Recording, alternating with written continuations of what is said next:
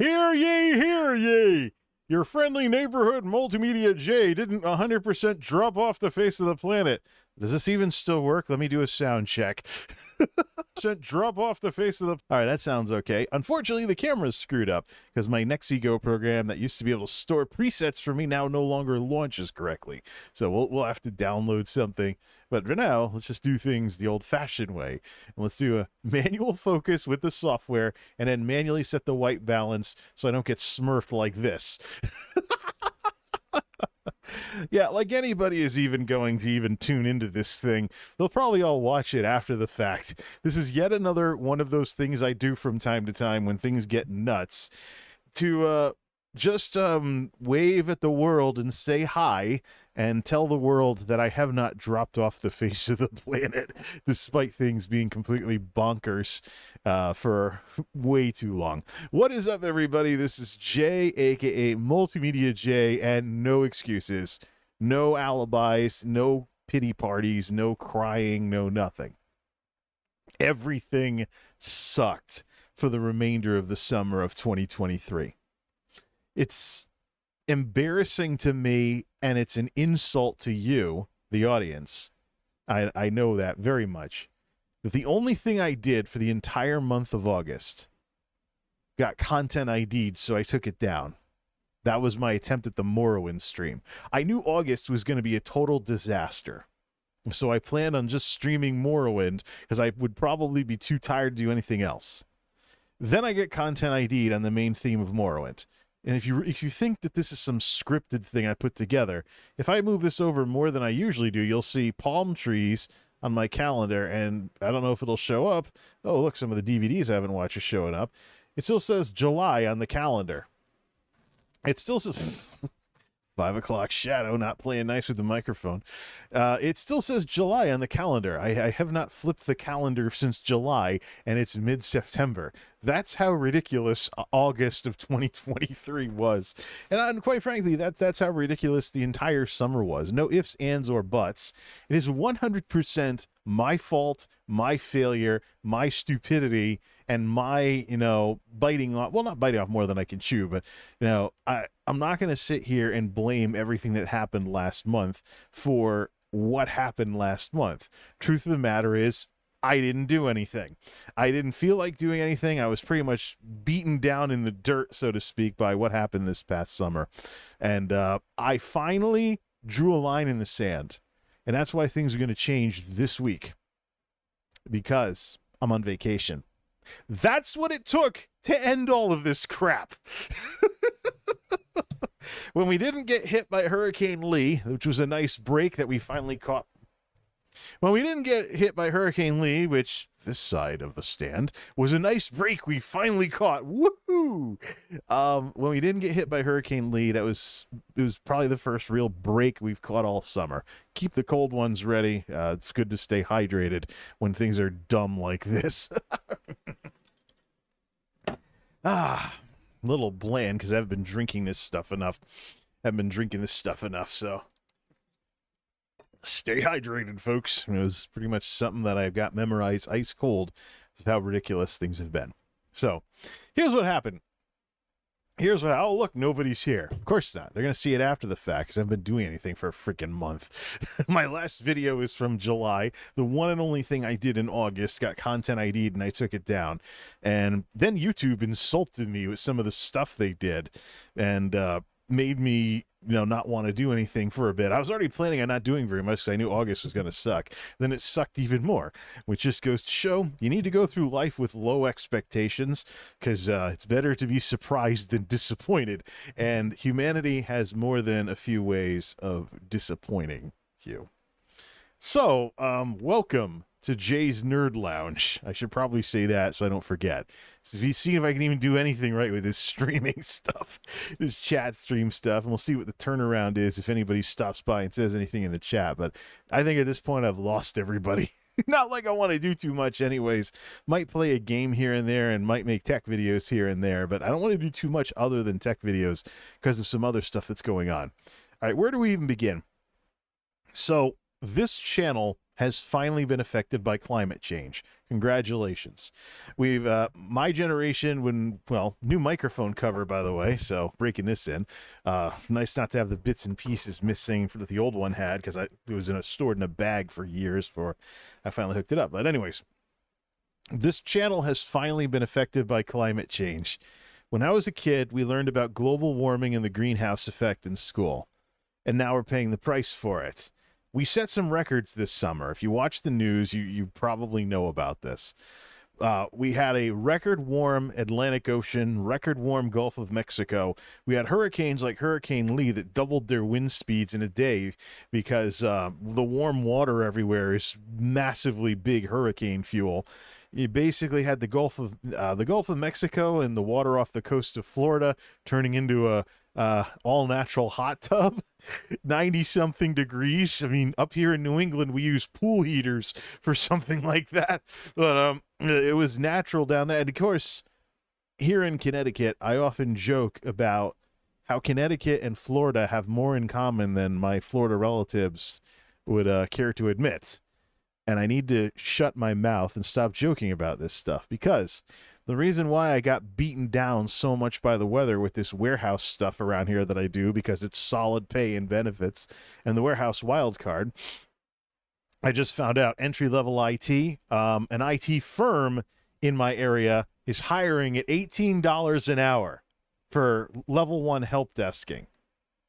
Guess how much you can do that at a small company that probably gets screwed on benefits by the insurance companies, or you can work for a large company with more negotiating oomph, doing stupid warehouse stuff that doesn't even involve driving equipment for 18 something an hour.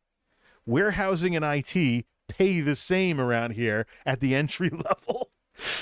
People wonder why I work in a warehouse. Like, look, I go over the numbers. Why should I put up with all the stress and all the crap that some stuck-up small business owner is going to demand out of me when I can just load trucks and make more money? It's just the thing. Town Library wanted somebody with a bachelor's degree in library experience. They posted something, first of all, $20-something an hour sounds cool, but it's a 35-hour work week, comes out to $19 an hour, and change when you factor in how much, if you scale to a 40-hour work week. So you can drive a forklift and make that money, as opposed to you need a bachelor's degree and the librarian's going to make you do this, or you can drive a forklift. It's like the warehouses are back to really being the wild card with jobs around here. It's almost like even if you have skills, do a dumb job in a large company instead of a smart job in a small company. You'll get pretty much the same results. What's this response here? I'll be waiting, man. I missed your streams. Oh, I missed doing this stuff. I missed everything. While I was getting beaten into the dirt by this summer.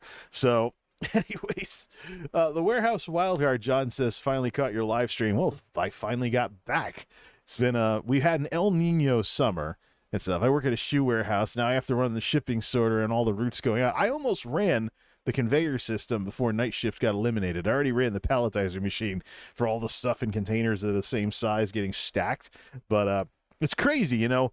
Warehousing, the stereotype is that the only people that work in warehouses are big, dumb hulks. But there's actually plenty of technology in most warehouses these days, whether it's robot shelves, pick-to-voice systems, pick-to-vision systems.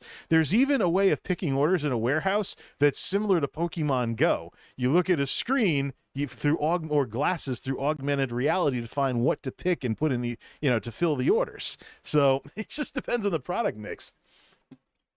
I just wanted to be in the industrial parks because I figured they'd pay more than Walmart if there wasn't any tech stuff available around here. Plus, we're going into the quiet part of the year so I can explore, tech opportunities and other stuff.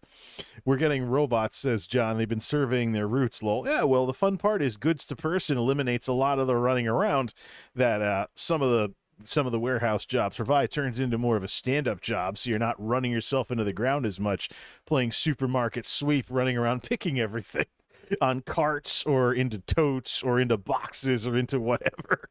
So it's definitely a thing. There's definitely some technology in this area, and my tech background has completely come in handy for that.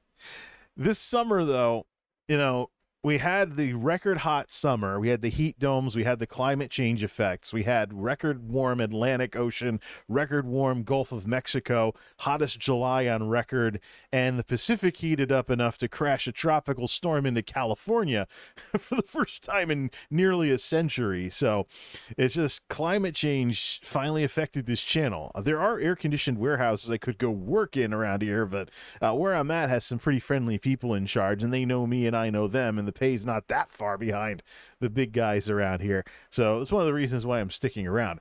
But we had all this crap going on. Plus, I switched over to a position with no equipment, so it's more of a walk-around job, run-around job. And of course, my hand is all messed up because it's restocking. So your writing hand that you use the knife with gets way more wear and tear than the other one. So that's one of the reasons why I've got this Suave thing right here. This is what I'm trolling people with, because I got a bottle of Suave here. Some people might think it's shampoo or body wash. It's not. Suave is a discount brand for personal care products. This is hand lotion.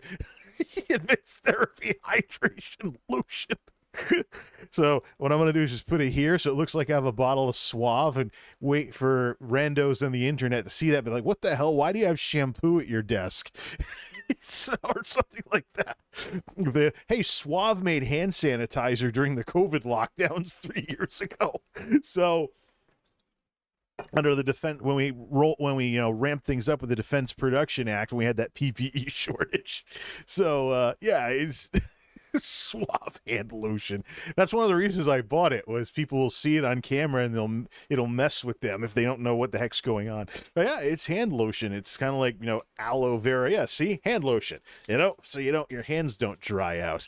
I've had some issues where I've actually got like guitar calluses on the side of this finger from the restocking knives that we're using. And I also had, of course, the problems with little carpal tunnel-y type stuff and fingers going numb on me. The good news is the retracting knife company that we use for our knives rolled out this big fat thing. And I was able to get it approved for use in the building, so we now order these as a supply. This is one I have at home for my toolbox because I liked it so much. But I showed them this. I did a show and tell with this, tried it on a few boxes, and they were like, yeah, we should get those. We should, because they self-retract and stuff like that. So they self-retract, they can go in either hand, etc., and it's super fat. So people with big hands like myself don't, it's not like trying to carve a turkey with a butter knife, but there is still wear and tear if I gun it too much, cutting boxes all day. Fun part with this, though, this thing is big enough that you can put your thumb on the side of the slider instead of the top and angle it upward so you don't hit stuff. So you're not slicing open the stuff inside the box when opening it. So this is probably my favorite stocking knife of all time.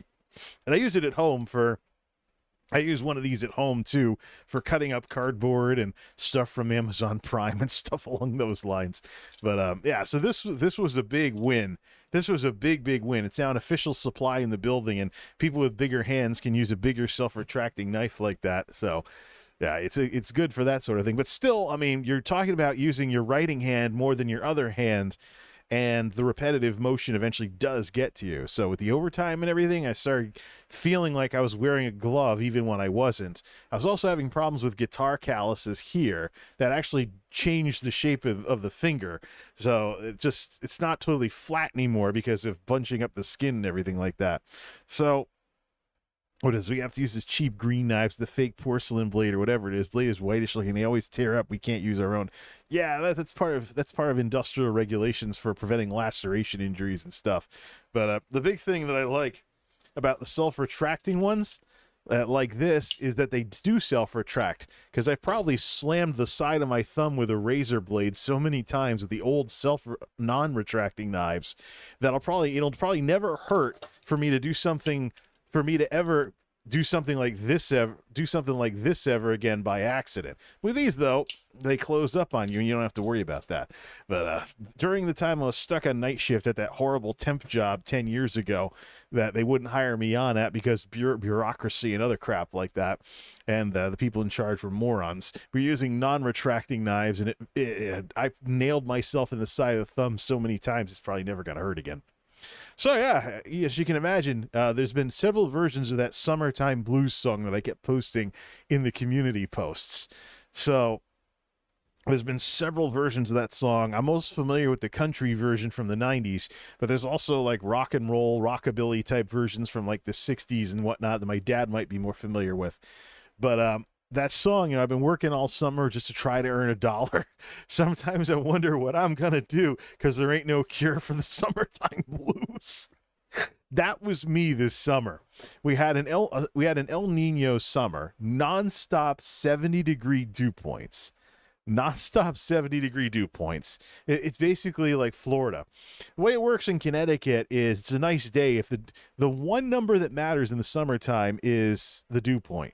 The temperature will hit like 80 degrees, sometimes 90 degrees, no matter what. But what makes the difference is the dew point. If it's usually in the summer, it's 60 to 65. 65 is your humid days, and 60 is your more tolerable days.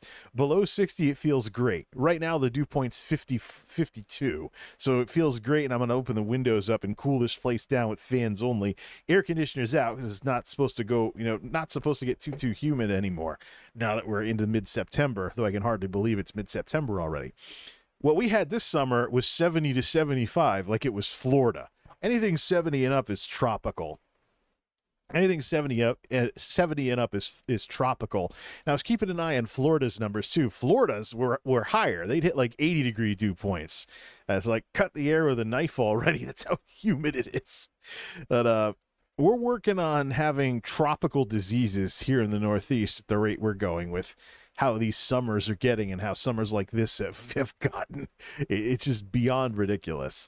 So you can imagine, having moved from a position where I spent most of the night driving equipment to day shift, where it gets hotter during the day instead of cooler later in the shift, to go from nights to days was an adjustment in and of itself. And then to go to a part of the building that was easier on my back, but required more walking around and more repetitive motion was a real kick in the ass.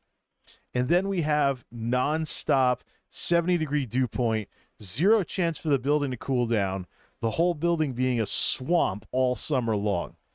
Can you blame me for being too zonked out to do anything when I got home? Just to give you an idea, I wasn't blowing off the channel. I went to all the trouble to upgrade Monolith. Earlier in the year. And I wasn't even running the computer. No, seriously. I've been making very heavy use of my smart TV. You may have caught this from some of the community posts that I've posted over the last month or so. But I wasn't even using the computer. My dad, he's not into computers, baby boomer. He learns somewhat technology if you put it in front of him and make him learn it. But the technology that he has gotten down ice cold the best is VCRs. That's what we're talking about here. The way my dad uses computers is he turns it on, does some email stuff, does a little bit of internet stuff, and then shuts it off and does other stuff around the house, watches TV or whatever. What I've been doing is I've been turning on the computer, doing a little email, doing a little bit of internet stuff, maybe a post here and there, and then shutting it off and watching TV. My weekends deteriorated down to being exclusively for resting up from all the running around I was doing with the overtime we were running because we failed miserably at staffing up this summer. Earlier in the summer, I could have said that these people wouldn't be around when we needed them to. But what do I know? I've only been with the supply chain with these folks for just shy of 20 years. So I've seen a lot of people come and go, especially during seasonal temp season in the summertime when people just want summer jobs and stuff like that. But this guy, we had some people that were emotional windbags. There was an altercation involving HR, and they got fired. One of them was out for the busiest part of the summer, and then for some reason we were dumb enough to let her come back. Well, it doesn't really play nice when you have someone coming back who already wasn't liked and didn't stick around for the hardest weeks of the year. So nobody's taking her seriously anymore. I think she'll be gone after everything drops off volume-wise. But, yeah. They completely failed at staffing up, couldn't handle their own volume whatsoever. We were only supposed to have a little bit of overtime in June. We had plenty of overtime in August and beginning of September. We couldn't have Labor Day off this year. Labor Day week was close to a 50-hour week, which is the most lucrative week of the year. You have a ton of overtime, the regular kind, and then you have holiday overtime, 8 hours on Monday. So plus your holiday pay on top of that. So it's like double time and a half. I'll have to check and see what that check came out to, but probably was really not. It's usually the most lucrative week of the year. Don't call off, don't schedule time off, don't anything. But I'm on vacation this week because I drew the line in the sand, and I decided to call us, draw a line and then stick to it. This is supposed to be the last week everything's busy. We're into the off season when I get back, and then I can cross train on other stuff and look to move on from all of this, what they consider entry-level warehouse work.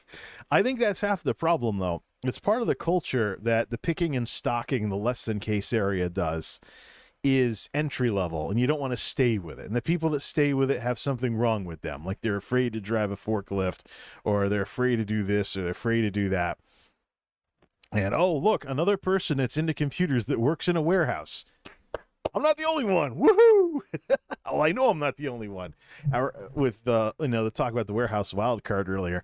And for anybody who might be tuning in for this part of it, I also mentioned earlier, we have a tech services company that's paying the exact same roughly as the warehouses and probably has worse benefits. So IT is looking completely miserable unless you can get an intermediate position, and there's very few of those positions around to begin with. So you're lucky if you get any of those. My experience since graduating college has been that tech people are devalued, disrespected, and outsourced. Then people wonder what's wrong with you. Why aren't you working in your field? Why haven't you been IT for a long time? Blah, blah, blah, blah. Because IT gets treated like garbage. I could go be a contractor for an IT services firm and get treated a lot worse for maybe a little more than what I'm making right now. So the warehouses lost their edge for a bit versus retail with the Great Resignation. But then they raised their wages, and now we're back to the warehouse wild card actually being a thing. So it's just a matter of actually having a work ethic, actually not being afraid of good old-fashioned hard work, and going where people will actually appreciate you if you do dumb jobs nobody likes. Well, could have gotten worse. We have some food factories around here that are cooking stuff in this weather. So you can imagine running ovens, industrial ovens in this weather. No thanks. The industrial parks, the gift that keeps on giving. So yeah, I've been living like a Zoomer. Went to all the trouble to upgrade the computer, and I come home and shut it off. I've been binge-watching House, that old Hugh Laurie show from the 2000s. I just finished it today, finally. I spent like a month binge-watching all 8 seasons of House. I was more of a Lie to Me guy back when that show was on Fox On Demand. Lie to Me, Kitchen Nightmares, Dollhouse, and I think there might have been another show I forgot about that I used to watch on the old Fox On Demand service at the end of the 2000s, going into the 2010s. But I only saw like a couple episodes of House. So I was planning on getting the Blu-ray version. Then I saw it on Amazon Prime Video, and I was like, binge watch away. And that's basically what I've been doing. Too tired to do anything else. I was going to play Morrowind, but I got content ID'd. Then, but I wasn't planning much for August anyways. But to have this happen, then... See, I signed up for a computer IT job at my warehouse since ours quit. Yeah, we don't have that anymore. I'd have to change companies to go somewhere that has that, and the only one that has that and needs that on a regular basis would want me to go in for 11 o'clock at night and work the graveyard shift. So, I have a plan for how I could work third shift. I do have a plan for how I could work third shift, but I don't know. I haven't been day shift in about 5 years or so. we have a little bit of fun. And that's part of what I've been doing too, is I decided to get out of my shell a little and actually start learning how the town works and stuff, getting involved with the local political scene and stuff like that, because it's a bit of a shambles out here. There really isn't much for people understanding tech or social media, or the simple fact that being an influencer has a lot of crossover with being a politician these days. But with what some of these local political parties do around here, it's just like, how do you not cringe at that if you have any decent YouTube experience whatsoever? So that's another thing I've been doing, especially since it's easier to like make memes and stuff, making fun of local politicians, memes and satire and stuff like that. Nobody on this channel would care about it. It's totally inside baseball from my little neck of the woods out here in these hick towns. But it has given me some experience with Facebook. And I can tell you, Facebook is a very pay-to-win platform if you use it as a content creation thing. So I probably won't even bother messing with it for videos or streaming or anything anytime soon. Yeah, so it's just one of those things. Been learning a bit about Facebook while this has been going on, because I've been working on making memes and satire. We have a lot of baby boomer politics around here where people are still doing newspaper editorials and stuff. It's almost like anybody who's young enough to use a smartphone on a regular basis has pretty much been shut out of the local political scene. So I'm hoping I can be an antidote to that, and get younger people more interested in how the town works, because the more you learn, the more you realize that this stuff's more important than a lot of people think. Like, the cost of living right now is going to be affected by some changes to some town services that are going on in my neck of the woods right now, because the different parties have different plans on how to run the town. So depending on who you are and how much money you make or don't, you may actually see your town get more expensive to live in if the wrong party gets into office. And same thing too with getting onto the school board, getting onto the library board. Even the DPW, I think, is politicized out here, which affects how the roads are plowed in the wintertime. So, if you have a job and you want to keep that job and not have to spend a ton of money on snow tires and studs and chains and stuff like that, then municipal politics matters. But either way, that's just something I'm fiddling around with. As far as this channel is concerned, we should probably take a look at what ticked me off the most. But let's just do one thing at a time here. So I went and not as bad as Washington's political parties, DC or the state. So it's either way, heck with the political stuff. I deal with enough of that with people that politicize literally everything on Facebook around here. They'll even politicize the town dog catcher if you give them a reason. So here's the thing. What happened to Morrowind? It's 20 years since I first played Elder Scrolls Morrowind. I got everything set up for that, even the keyboard and mouse that I used back then. It was supposed to be a nice retro walk down memory lane. Unfortunately, I got content ID'd. The main theme of Morrowind got my video content ID'd, got my stream content ID'd, and the copyright, the rights holder was supposedly Sezak Suiza, which is actually a legitimate rights management organization. Sezak in the US and Suiza in the EU actually did sign a deal teaming up to enforce, rights management type stuff around the world and on the internet. The problem is the account name was Sezak Suiza CN or something. It looked like one of those things where people pretend to be something they're not to try and milk ad revenue off of YouTube videos. So when I went to contact ZeniMax and say, hey, someone might be pretending to own the assets to Morrowind, I got a very stuffy boilerplate response saying, we're not talking, essentially. So they're not doing anything. They thought I was making a request. But actually, no, I was just letting them know that someone might be claiming copyright on their own stuff, which is something they've cared about before. It was over on Twitter. I shared the Twitter X, excuse me. I shared the post that I dug up from the Internet Archive from Pete Hines, 20 years ago, telling people not to use assets from other video games in mods for Morrowind. So there is an established precedent that Bethesda cares about what people do with their video games and the parts that make up their video games. Now, I know Jeremy Soule, who composed the soundtrack, had some scandals. And sometimes with these artists, they sell off their catalog later on. So it could be the case that in the 20 years since Elder Scrolls Morrowind was a current game, that something did happen to the rights for the Morrowind main theme, and that's why it gets Content ID'd. YouTube is also changing how everything is organized as well to try and become more friendly towards YouTube creators and, you know, using copyrighted assets and sharing revenue with content with rights holders. It's just part of YouTube's strategy to get away from strikes only, just the next step in all of that. There used to be a trick which has now been rendered obsolete by the way Content ID works nowadays, now that you can share ad revenue with rights holders.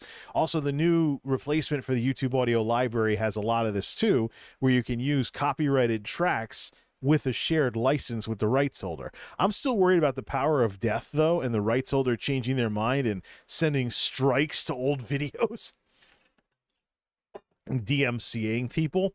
But I might have to rethink that, because DMCAing is being automated through services now. Theoretically, with the tech landscape and the way things work with DMCA now, you have no guarantee and on any platform, including YouTube with Content ID, that some rights holder won't use some kind of automated service to DMCA you for something stupid. So I might be worrying about something I fundamentally have no control over. But getting back to YouTube and the way they combine everything together these days, YouTube is blending a lot of things together because they're trying to change, because everything's changing with, you know, the COVID lockdowns being a thing of the past and stuff like that.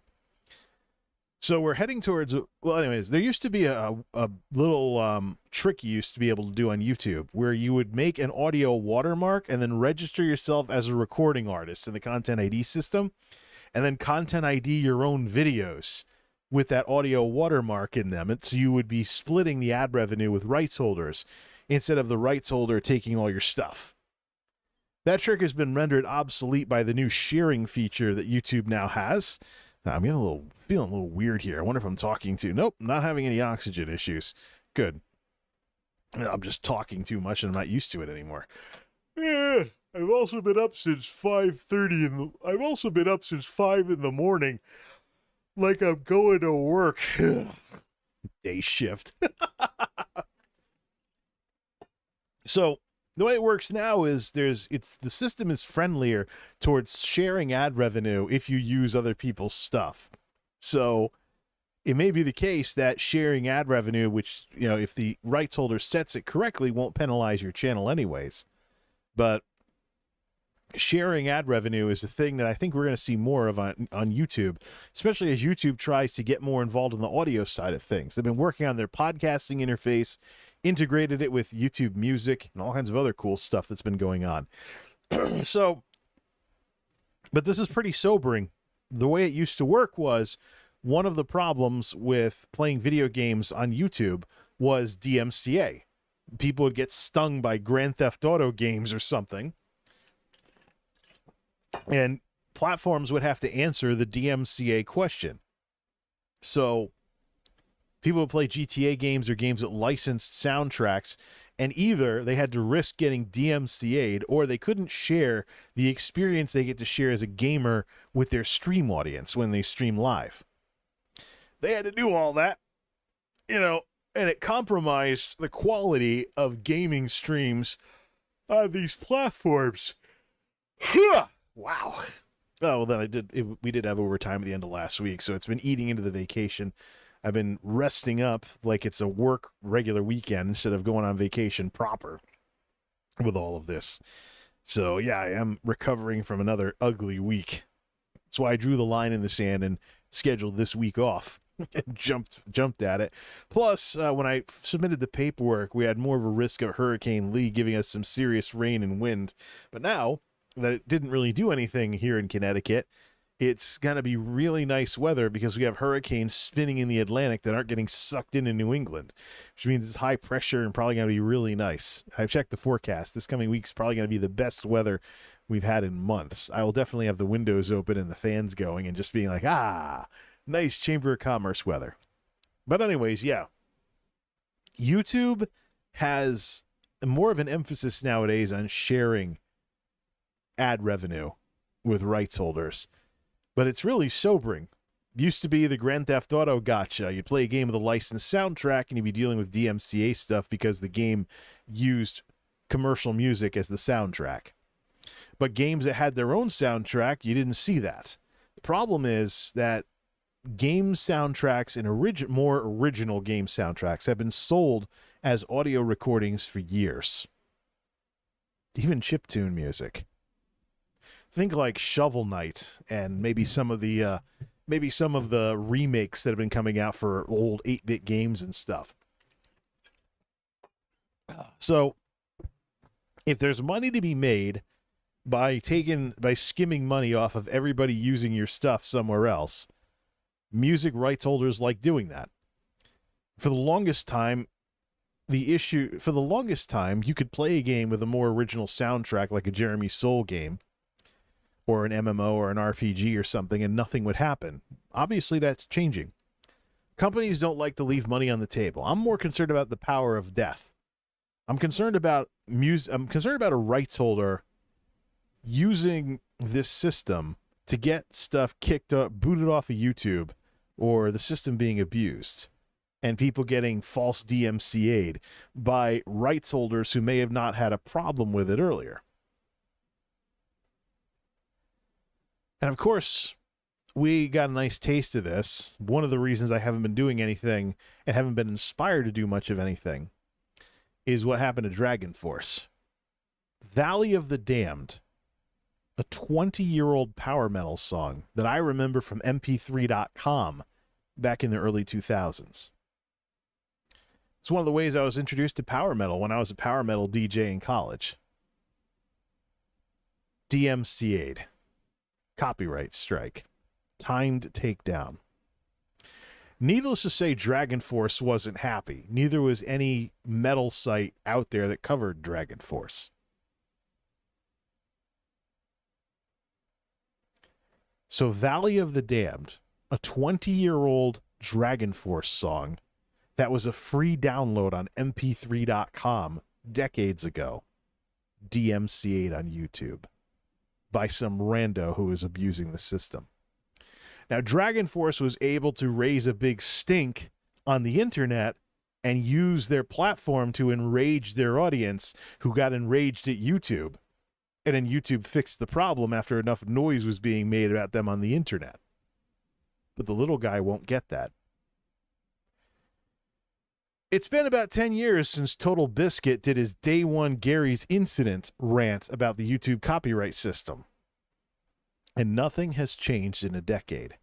People can abuse the system. And now, at least with the Day One Gary's Incident, it was the actual thin-skinned game developer that was DMCAing Total Biscuit's critiques of their game. This was some rando pretending to own the rights to a 20-year-old Dragon Force song. So,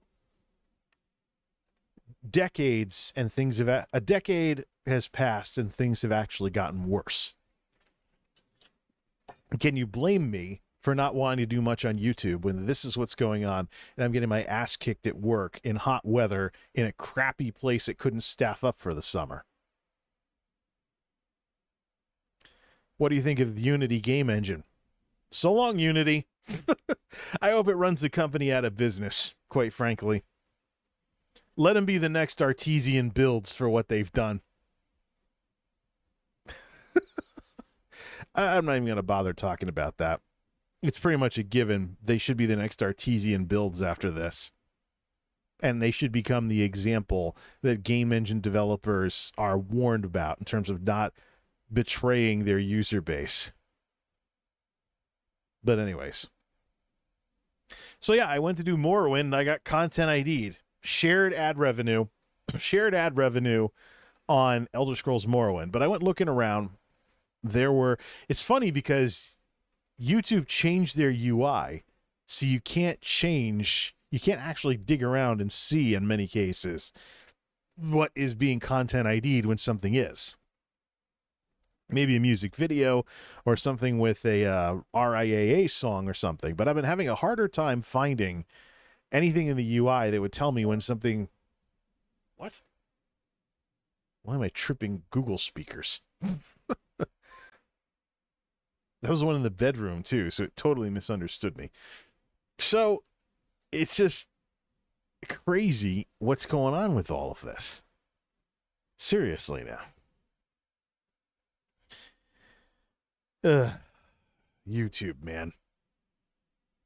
It's just completely crazy what's going on with Content ID. I get what YouTube's doing, but it's still obviously an abusable system, and everything has gotten worse. Everything's gotten worse. If randos can do this now. But YouTube is... I go to play Morrowind, and I get DMCA'd on the main theme of Morrowind. Well, Content ID'd anyways. So I'm like, you know what? Screw this. I don't want to put up with this. I don't want to put my channel at risk that some rando might treat me the way Dragon Force was treated with a 20-year-old song that used to be downloadable for free off of mp3.com. Like, if this is what YouTube is sunk to, why do I want to do anything? Especially when I'm getting my ass kicked everywhere else. So here we are. Now, the other thing that ticked me off, we can go to browser mode for. YouTube did a terrible job YouTube did an absolutely terrible job of announcing this, because they made it sound like that YouTube wasn't... They made it sound like YouTube was taking away our ability to control mid-rolls. It's a good thing that Renee Ritchie did this post, because this sounds a lot better than what I was first introduced to. So, in November, instead of messing around with ad types, you're just turning them on and off. The system will do the rest. It sounds like that YouTube wants to use algorithms to determine what ads are served to people. Mid-rolls, however, are still something we can control. And most importantly, they now have the equivalent of Twitch's old system for live streams.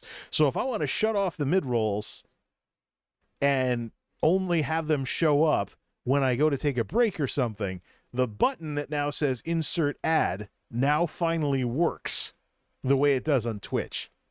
But when they first announced all of this, it sounded like YouTube... When they first announced all this, it sounded like YouTube was taking a step backwards, because over on Twitch they have the mid-roll dance. There's all kinds of workarounds and stuff, but fundamentally Twitch has been getting more aggressive with ads, and mid-rolls are, streamers have to do the mid-roll dance. And in the worst cases, unless you're using an ad blocker or have Twitch Turbo or something, which they just raised the price of, by the way, didn't all of us folks who keep an eye on this stuff say that would eventually happen? Too many people get Twitch Turbo because they don't like ads. Twitch will turn around and raise the price.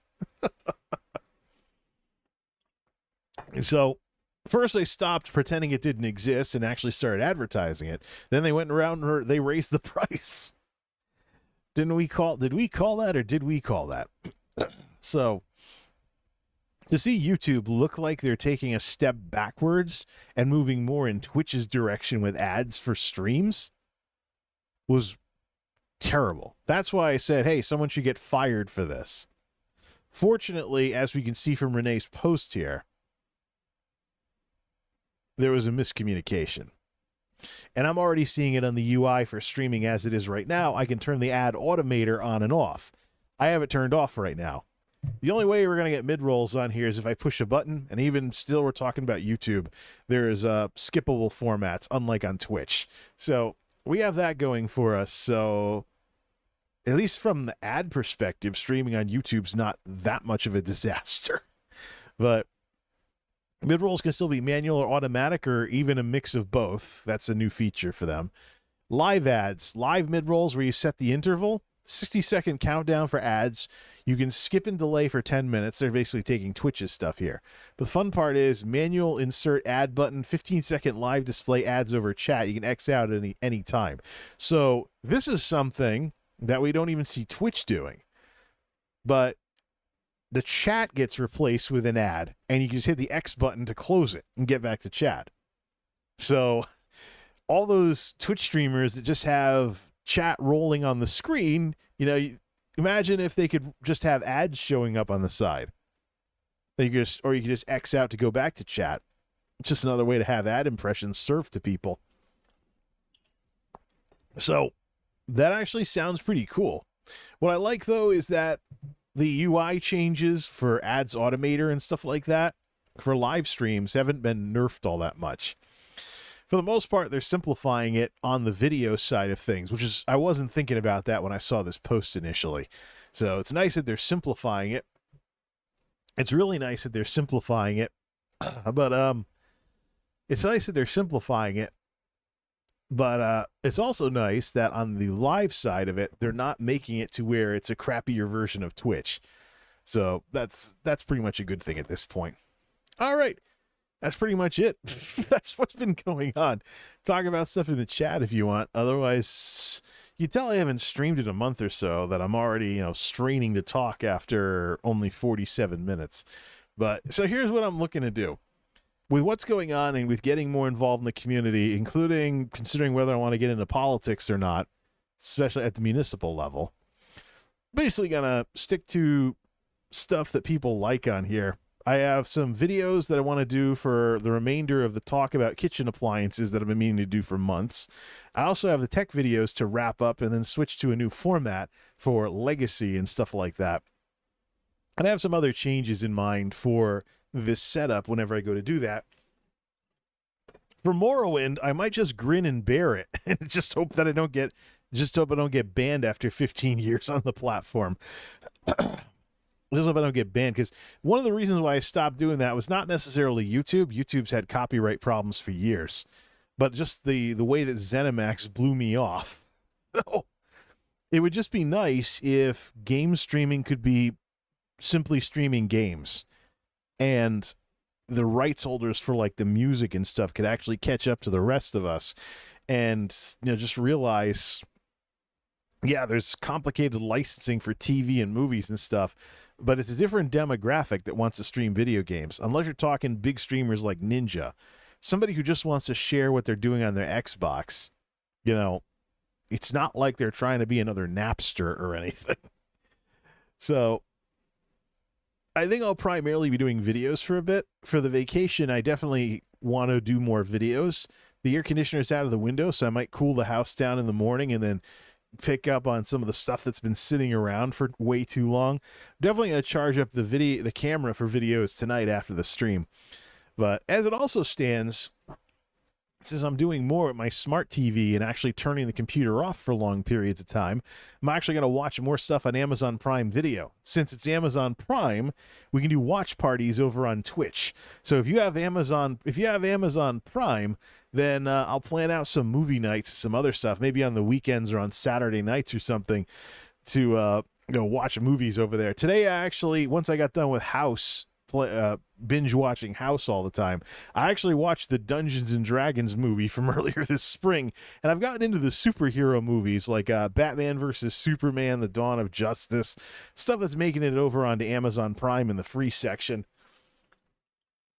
One of the big things I've been doing is looking into options for digital movies and digitizing my movie collection, particularly Vudu's disc to digital service, where you can spend a couple of bucks to get a digital copy if you have a disc. I've tossed around the idea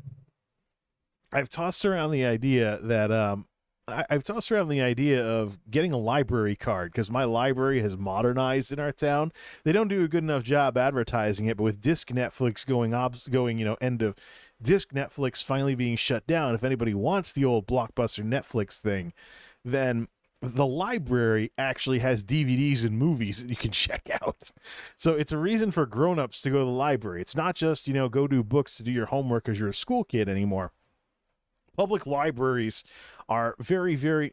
We're at the point now where I'm wondering if you could get a library card, check out a movie, and then use disc to digital to buy a digital copy on Vudu.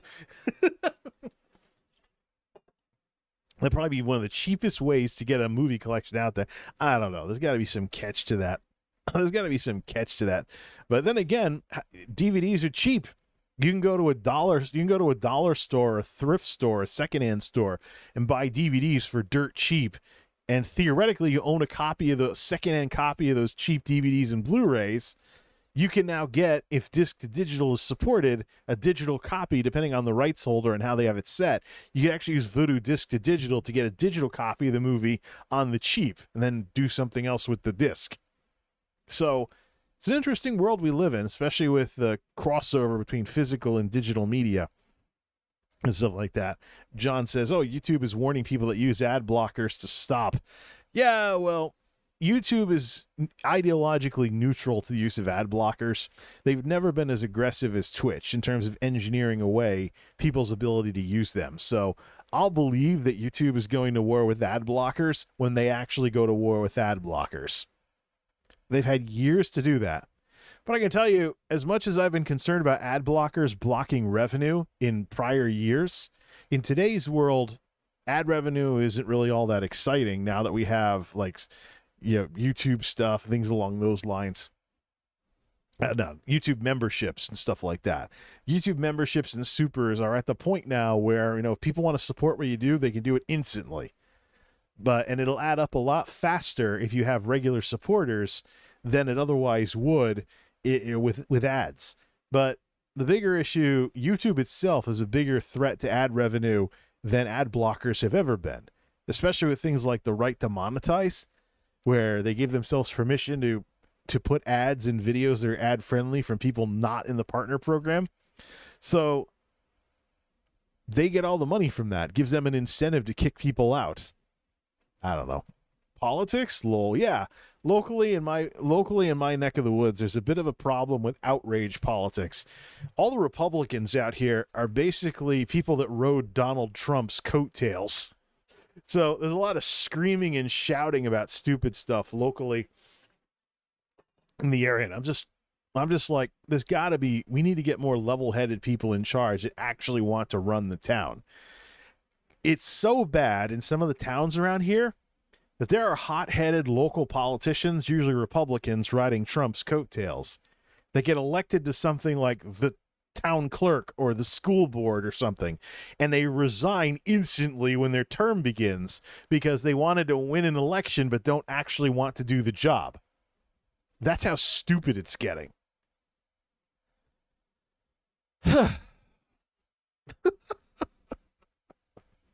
So it's plenty of fodder for me to do some tinkering around and get into memes and satire on Facebook. I've been wanting to fiddle around with Facebook, to begin with, to have like a reposting page over there for this channel. Because one of the biggest ways in which shady people on Facebook do their thing, they'll take YouTube videos and they'll repost them on Facebook and try to monetize them and get them to go viral and get passed around. It's been a problem for years. It's also a problem right now with TikTok. You go on Instagram, watch Instagram Reels or YouTube Shorts. How many times are people just taking someone else's TikToks and putting them on these other short form platforms? So that's for the companies to figure out with the way things go and stuff like that. But anyways, here's what's next. Here's what's next for this channel. I'm going to do videos mostly this week. I'm going to mix it up with some other stuff, including local stuff that I want to do now that I'm actually going to be home and resting up and stuff like that. But don't be surprised if this channel becomes a lot more lean and mean. I'm not going to try and stream about everything under the sun like I did 2 years ago. Might stream a game here and there or do a watch party over on Twitch for something I like on Amazon Prime, probably after seeing it first myself. But might do something like that. But for the most part, the internet doesn't replace actually having a life. I've seen so much of the phenomenon, especially with COVID and everything, of randos who live on the internet. And then when you run into them in the offline world, especially with the local people that go around trolling public Facebook posts about political stuff. They're keyboard warriors on the internet, and then they're actually bashful in person. So you can only put up with so much internet crap before you realize, as you've known all along, that the internet isn't real. Social media isn't real. And you shouldn't let it dictate your life. Internet stuff is not a replacement for real world stuff. We've seen it with how being a full-time YouTuber isn't a replacement for having a decent job, because that can all fall apart in an instant. Or the revenue model can change. Long time ago, people were able to become full-time YouTubers off of ad revenue. When does that happen anymore? And even when it was happening, what was it happening because it was legit, or was it happening because it was being propped up by the Great Recession? Too many unanswered questions here. But I can tell you, YouTubers doing stuff because they're passionate about it is very rare these days.